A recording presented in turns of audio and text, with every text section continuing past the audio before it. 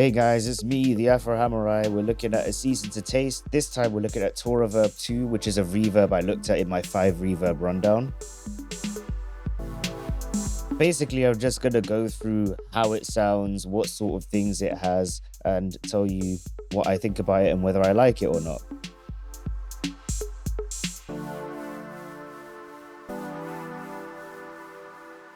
Toraverb 2 is made to be its own thing, so it isn't meant to emulate any other algorithmic reverbs. It isn't meant to, emulate a plate or a hall or anything like that. It's just meant to sound like its own thing, and that's what I really love about it the most. I don't have anything that sounds quite like Toraverb.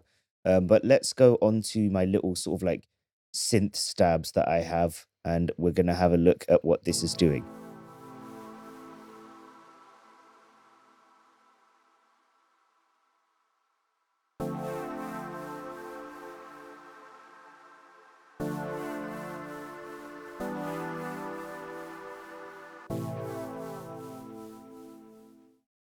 So your early reflections are like your short reverbs, your like almost like delay sort of stuff.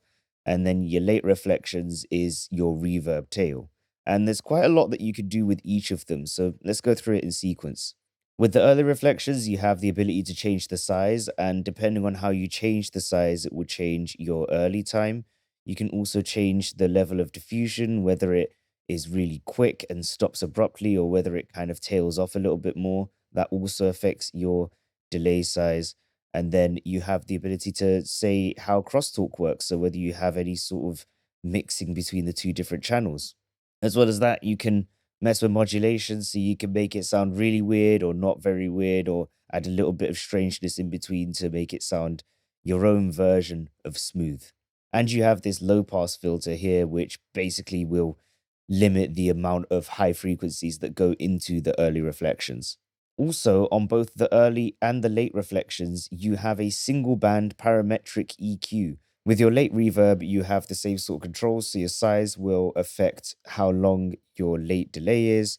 You can also change the diffusion speed, so you can have long tails or really short tails, and you have that same ability to high cut your late reflections. Instead of crosstalk, you have feedback, and that feeds into your tails. So if you turn everything up really late, you end up with what is essentially around about an 80-second delay. Your pre-delay is adjustable by dragging up and down on the pre-delay. If you double click, it will set it back to whatever it was before. You can also click the sync button, and that will let you set your pre-delay to be a note value, either a full note, a dotted note, or a triplet. I'm going to undo that because I quite like working in milliseconds. Over here, you have a way to mix your early and late reflections, both in terms of their gain. So I can turn my early down and my late up, like I have here, for example, as well as messing with your pan, which you can have either in left, right, or if you have this enabled in mid side. And as I mentioned before, you have a built-in ducker. So if you were using this on drums, you could have the reverb kind of move out of the way to let the dry through and then have your effect come through instead. Now, with the example that I've given you right now, I'm using Toraverb 2 on the synth keys that I'm using, but I'm going to show you how it sounds on drums because I'm actually using it on the drums as well. I'm going to play a different little loop that I made for you guys so you can hear what it sounds like.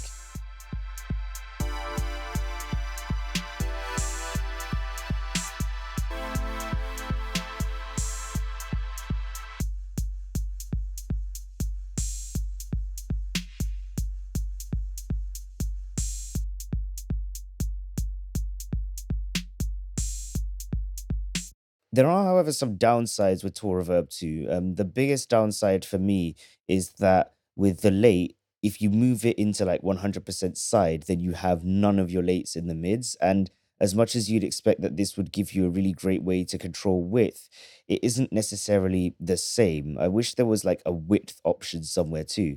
Of course, you could use a utility with this to add some width to it, but it doesn't feel like I can get it as wide as I want to sometimes. Also, there isn't a way to see what values all of these are actually set to until you start messing with them in the bottom left corner, right? So I can't click on attenuation, for example, and have it actually show me the frequency that it's working on. I can't click on size to see what percent I have.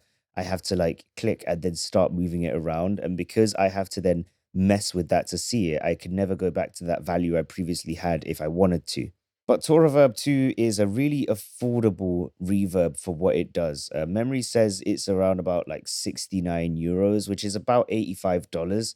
This is one of the reverbs that I can say that I really couldn't substitute with the built-in reverb in my DAW because it does sound so unique and gives me so much control over everything. And the way that it modulates the sound within itself really gives you some great ways to create some strange spaces if you want to.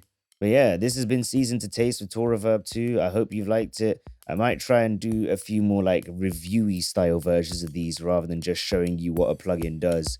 If you like that, feel free to tell me in the comments. But yeah, cool.